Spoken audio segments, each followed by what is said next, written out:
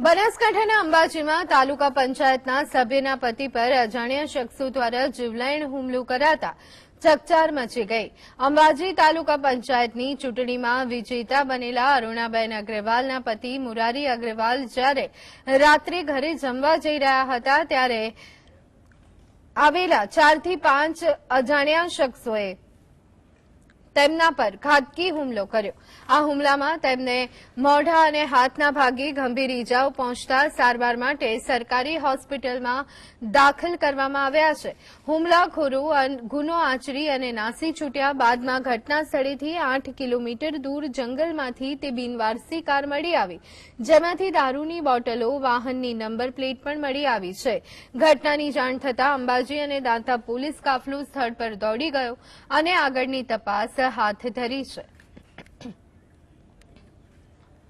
भाई ने कोई लाठी वडे मार मार्यो छे। ते घरे खावा माटे आवता हता तो रेवा प्रभु आगळ एक्टिवा ऊभी राखीने तेमने गाडीमांथी 2-3 जना उतरीने लकड़ीओ वडे एमने मारीने गाड़ी लईने भागी गया हता। गाडीनो नंबर आगळ पाछळ હતો नहीं, वरना गाड़ी હતી લોકોને કહેવાનું હતું।